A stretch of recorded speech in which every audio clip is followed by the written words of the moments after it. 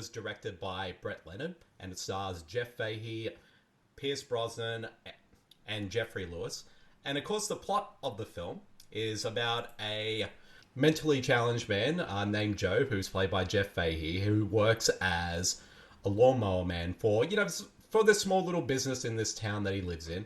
And then one day, a scientist by the name of Dr. Angelo, played by Pierce Brosnan, who's doing experiments using virtual reality, decides to use Job as, I guess you would say, kind of a guinea pig for his experiments, to use virtual reality to kind of help Job become smarter. But as the film progresses along and as Job starts to get more and more smarter, he starts to develop supernatural powers.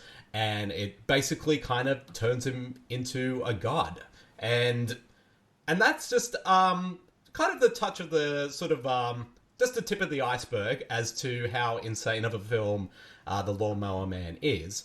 But before we get into our thoughts, I guess we can go into the reason why it's kind of debatable whether this film is classified as a Stephen King film or not. It is based on Stephen King's short story of the same name, which was in his 1978 short story collection Night Shift. And New Line Cinema actually bought the rights to the short story.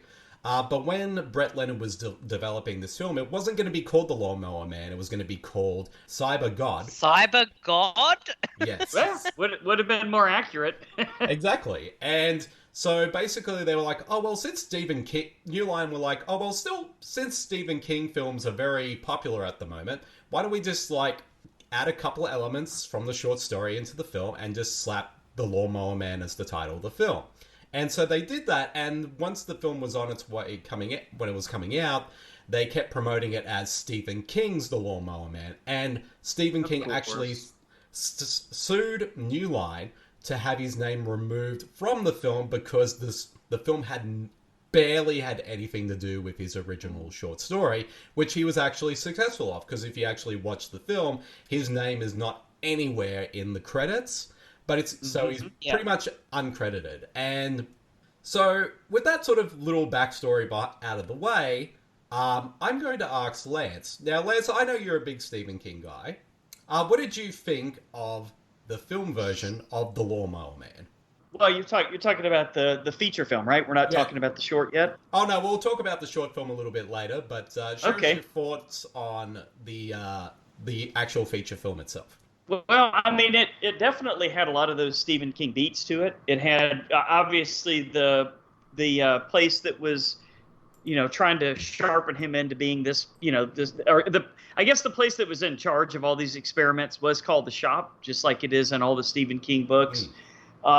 You've got the disdain for religion that Stephen King has in pretty much all of his works, and then of course you've got the abusive alcoholic father or stepfather or whatever it is that Stephen King tends to have in most of his work. So all the calling cards were there, but the similarities to the short story, obviously began and ended there.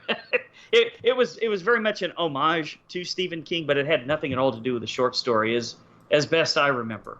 Yeah, I was going to say, even though, it's barely based on the short story, all those hallmarks that we have seen before in other Stephen King works are in it. And all the ones that you listed are very much prevalent in the film version, particularly the Shop, because Marcey and I, in a previous King episode, talked about Firestarter and them being the sort of the big, bad organization that's featured in that film. And the fact that they popped up in this film as well was actually pretty cool. And the fact that... And it's clear that Brett Leonard and his co-writer were like, oh, well, if this is going to be somewhat based on, even though it was originally our original idea, but if we have to morph it into a Stephen King kind of property, we might as well add certain elements that King is known for in this film. So, yeah, those aspects are just very prevalent throughout this whole movie. Yes. That is true. Phil, tell us about your thoughts on The Lawnmower Man. Well, okay, so I'm sort of taking it as a movie on its own because I haven't ever read the short story, and I don't really know how it fits in the universe or what is there and what isn't there. But I assume that's a lot of the reason why it got a lot of hate. I gotta say, I mean, if you're going after that Stephen King name, man, they could have spent the money elsewhere, like maybe some CGI. Well, it was 1992, you know. Right. Okay. I mean, It was 1999. Yeah, it was 1992, right? So, in context, when was Toy Story? I mean, oh God, 95, right? 3 years later, yeah.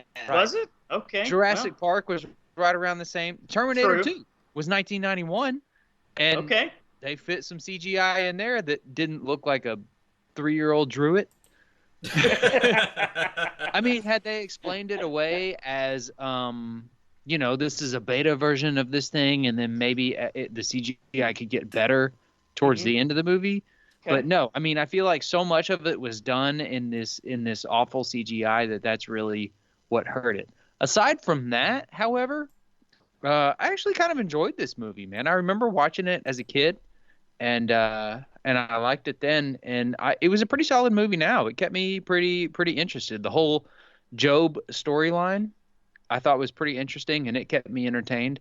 Especially towards the beginning of the movie, I sort of lost focus when they showed Pierce Brosnan, which seems strange, but especially from the guy that played Job. I don't remember his name, and I can't remember anything else that he's ever been in. Oh, he's been in a lot, man. Has he? Yeah, he was. Well, he was in a lot in the 90s, and he ended up showing up on the TV show Lost.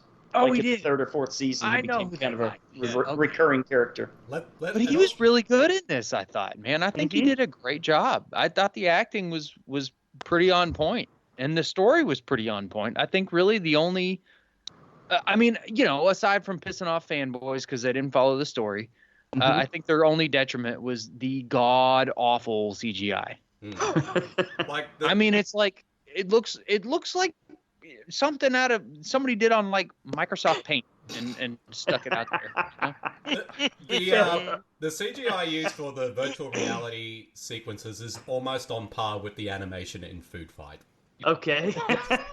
which is a movie that I don't ever want to talk about ever again because it's so bad. But anyways, Yeah, the story itself wasn't bad at all. I mean, I remember seeing this a couple of times in the theater when it came out, and it was one of those that we watched this a couple of times. We saw Aliens a couple of times. We saw, you know, several of those movies that were kind of like in this late 80s, early 90s time period, and this was one of them. And I enjoyed the story. I thought I was going to go back and think it was just horrible, but like Phil said, the graphics are just unforgivably bad, but Yeah. other than that, I really liked the story. It was kind of silly how once he started getting his brain power up, he turned from you know, looking like some kind of Jim Carrey ripoff from Dumb and Dumber to all of a sudden he was, you know, looking like Butch Cassidy and the Sundance Kid there, you know.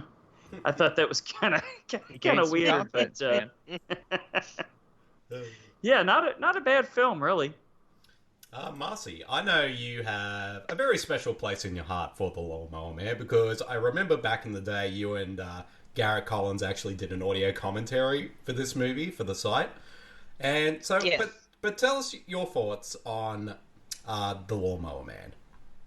Yeah, so you can go to the site and check out the commentary for Lawnmower Man Yeah. with me and Garrett. So Yeah. that was a very entertaining one. Yeah, we Um, should I feel like the line "What the fuck is that?" probably showed up a lot.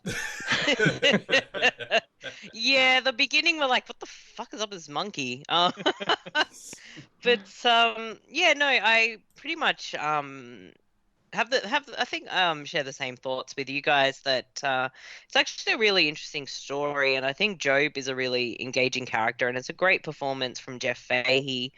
Yeah, Pierce Brosnan isn't too bad. This was like pre James Bond, so you know he wouldn't be as exciting yet. Mhm.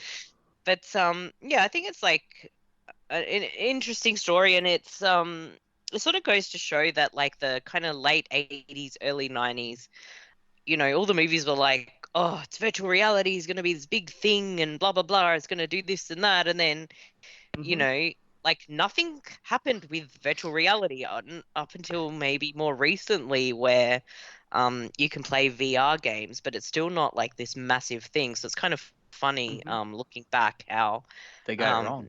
It's social they media. got it wrong. You know, like virtual reality wasn't really a thing for quite a while, but all the movies seemed to think it was going to be. But social media is now. It's true. what they thought virtual reality was going to be. Yeah, it's kind of like you know, if the movies are about like social media kind of thing on the internet, they would have got all right, but sadly, no. They thought VR would be the thing, but it's not really. But yeah, I think it's quite a decent movie. I think it's very watchable. It is an interesting story. And yeah, the transformation of Job is just kind of like crazy. When we were rewatching it, we're like, oh, why does he look like the Chucky doll at the beginning? Oh no, He does. Like, I guess he does. He has the exact same hair. Yeah. He wears the exact same clothes. He looks like a Ah. living, Right. breathing version of Chucky. It's creepy. And the funny thing is, Job was originally meant to have red hair. Oh no, that would have been